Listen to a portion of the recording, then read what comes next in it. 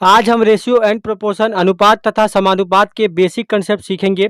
आज हम सीखेंगे कि अनुपात और समानुपात में क्या क्या कंडीशन होते हैं और हम रेशियो को मर्ज कैसे करते हैं। तो चलिए वीडियो को शुरू करते हैं। वीडियो को शुरू करने से पहले अगर आप हमारे चैनल पर नए हैं तो हमारे चैनल को सब्सक्राइब कर ले और बेल आइकन के ऑल पे क्लिक कर ले ताकि आने वाले वीडियो का नोटिफिकेशन आपको मिलता रहे। रेशियो को हिंदी में हम क्या कहते हैं? रेशियो को हिंदी में हम कहते हैं अनुपात। अनुपात कैसे लिखा जाता है? जैसे यहाँ पे एग्जाम्पल में आप देख रहे हैं 2:5, जैसे A अनुपात B लिखा गया है, ऐसे हम रेशियो को इंडिकेट करते हैं, ऐसे हम रेशियो को लिखते हैं। अगर रेशियो में 2:5 लिखा गया है, इसका मतलब हम इसे 2/5 भी लिख सकते हैं, जैसे यहाँ पे लिखा गया है। जैसे यहाँ पे A अनुपात B लिखा गया है तो इसे हम A/B भी लिख सकते हैं। और समानुपात का मतलब क्या होता है? दो अनुपात के बराबरी को हम समानुपात कहते हैं। जैसे यहाँ पे एक अनुपात ये वाला है और एक अनुपात ये वाला है, इसके बीच में ये जो साइन है इसे हम समानुपात कहते हैं। इसे हम इक्वल भी बोल सकते हैं। हम इसे 2:5 = 6:15 भी लिख सकते हैं। और अगर बीच में समानुपात का साइन है, इसका मतलब क्या होता है कि ये दोनों जो रेशियो है इसका गुणनखंड इन दोनों रेशियो के गुणनखंड के बराबर होता है। जैसे 6 का 5 में गुना करेंगे तो हमें 30 मिलेगा और 15 का 2 में गुना करेंगे तो हमें 30 मिलेगा। जैसे यहाँ पे अगर हम कोई रेशियो लिखते हैं 6:5 और समानुपात का साइन है, या फिर इसे आप इक्वल भी बोल सकते हैं, उसके बाद वाला रेशियो हमें नहीं पता है तो हम यहाँ पे x लिखते हैं, अनुपात यहाँ पे 15 लिखते हैं। अगर हमें इसका मान निकालना हो तो हम क्या करेंगे? इन दोनों का गुना करेंगे, इक्वल करेंगे इन दोनों के गुणनखंड से। जैसे इन दोनों का गुना करेंगे तो हमें यहाँ पे मिल जाएगा 5x = 15 में 6 का गुना करेंगे तो हमें यहाँ पे मिल जाएगा 90। तो यहाँ पे हम लिखते हैं 90। x का मान क्या होगा? 5 से 90 कटेगा 18 बार में, तो यहाँ पे x का मान हो जाएगा 18। इन दोनों को अगर हम गुना करें 18 और 5 का अगर हम गुना करें तो हमें 90 मिलेगा। 15 और 6 का अगर गुना करें तो अभी हमें 90 मिलेगा। तो ये कंडीशन आपको याद रखना है। रेशियो एंड प्रोपोर्शन में इसका यूज सभी जगह होने वाला है। तो अब हम क्वेश्चन को सॉल्व करना सीखेंगे। हम सीखेंगे कि रेशियो को आपस में मर्ज कैसे करते हैं। अगर 3 अनुपात या फिर 4 अनुपात दिए गए हैं तो हम उन्हें आपस में कैसे मर्ज करेंगे। इस क्वेश्चन में क्या बोला गया है? यदि A अनुपात B = 3:2 तथा B अनुपात C = 2:5 हो तो A अनुपात B अनुपात C का वैल्यू क्या होगा? यहाँ पे A अनुपात B दिया गया है जो 3:2 है, और यहाँ पे B अनुपात C दिया गया है जो 2:5 है। हमें बताना क्या है? A अनुपात B अनुपात C। यहाँ पे A अनुपात B अनुपात C हमें निकालना है। A अनुपात B क्या दिया गया है? A अनुपात B दिया गया है 3:2 और B अनुपात C दिया गया है 2:5। तो B अनुपात C हम ऐसे 2:5 लिख लेंगे। B के नीचे 2 और C के नीचे 5, और AB का अनुपात हमने 3:2 लिख लिया। अब हमारा अगला स्टेप क्या होगा? हम क्या करेंगे? इसके बाद जो जगह खाली है इसी नंबर से उसे कंप्लीट कर देंगे। जैसे यहाँ पे ये जगह खाली है तो इसके पास वाला नंबर 2 है तो 2 हम यहाँ पे लिख देंगे। उसी तरह इसके पास भी खाली है तो 2 के पहले हम 2 लिख देंगे। पास वाले नंबर को खाली जगह पे लिख देंगे।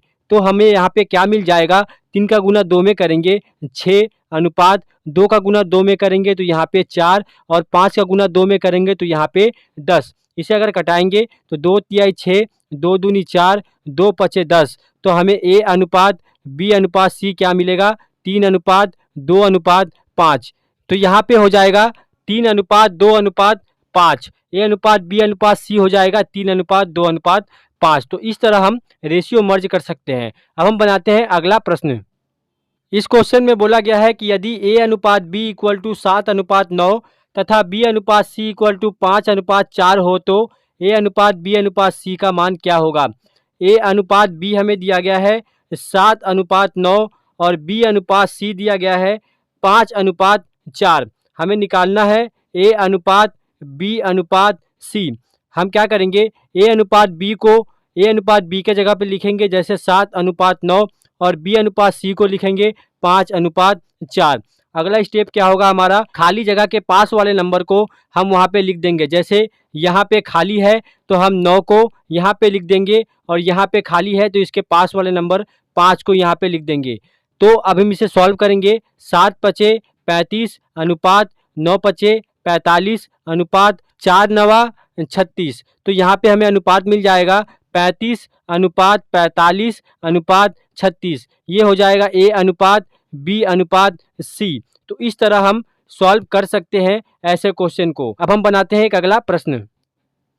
इस क्वेश्चन में बोला गया है कि यदि A अनुपात B इक्वल टू 4/5 तथा B अनुपात C इक्वल टू 5/2 हो तो A अनुपात B अनुपात C का मान बताना है और A अनुपात C का मान हमें बताना है। यहाँ पे A अनुपात B का मान दिया गया है 4/5। हमें पता है कि हम रेशियो को बटा में भी लिख सकते हैं, इसे हम 4/5 भी लिख सकते हैं। उसी तरह B अनुपात C को क्या लिख सकते हैं, 5/2 लिख सकते हैं, और इसे बटा में 5/2 भी लिख सकते हैं। ये हमने आगे कंसेप्ट में सीखा। हमें निकालना है क्या, A अनुपात B अनुपात C और A अनुपात C। तो सबसे पहले हम निकाल लेते हैं A अनुपात B अनुपात C का मान क्या होगा। तो A अनुपात B है 4/5 और B अनुपात C है 5/2। अगला स्टेप क्या है हमारा, यहाँ पे ये जगह खाली है, इसके पास वाला नंबर 5 है तो 5 हम यहाँ पे लिख देंगे। यहाँ पे ये जगह खाली है तो यहाँ पे इसके पास वाला 5 हम यहाँ पे लिख देंगे। अब गुना करेंगे, 5 चौका होता है 20 और 5 पचे यहाँ पे होगा 25 और 5 दूनी यहाँ पे होगा 10। इसे हम कटा सकते हैं, 5 चौका 20, 5 पचे 25 और 5 दूनी 10। तो हमें क्या मिलेगा यहाँ पे, A अनुपात B अनुपात C का वैल्यू मिलेगा 4/5/2। ये हमने निकाल लिया यहाँ पे। अब हमें निकालना है A अनुपात C। तो A अनुपात C क्या क्या है, ये A है और ये C है। तो हम A के लिए 4 लिखेंगे और C के लिए 2 लिखेंगे। इसे हम कटा सकते हैं, ये कट जा रहा है तो 2 एकम 2, 2 दूनी 4। तो A अनुपात C का मान हमें यहाँ पे मिल जाएगा 2/1। ये भी हो जाएगा हमारा आंसर और ये भी हो जाएगा हमारा आंसर। तो इस तरह आप बहुत आसानी से किसी भी रेशियो को आपस में मर्ज कर सकते हैं। अब हम बनाते हैं एक अगला प्रश्न।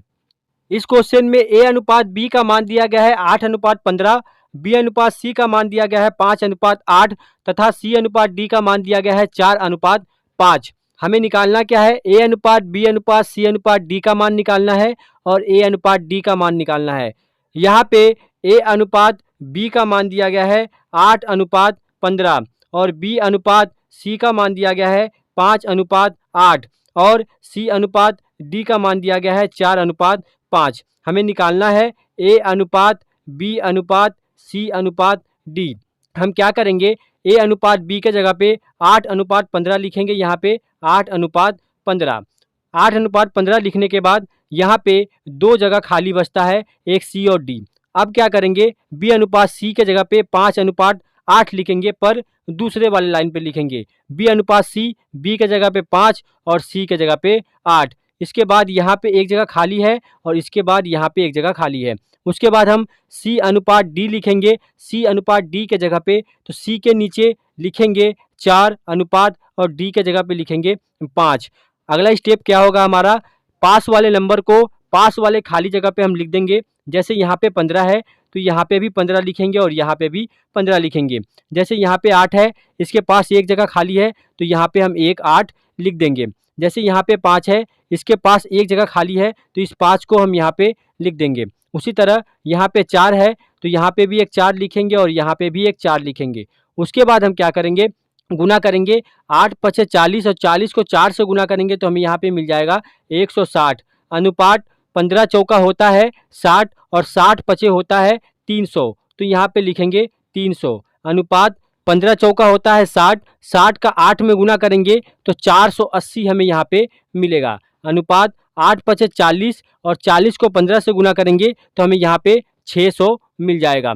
ये हो जाएगा हमारा रेशियो। इसे हम कटा लेंगे, 1 0 सभी में कट जाएंगे। उसके बाद हम क्या करेंगे, 2 से कटाएंगे, 2 8 16, 15 दूनी 30, 2 दूनी 4, 2 चौके 8, 24 दूनी 48 और यहाँ पे 30।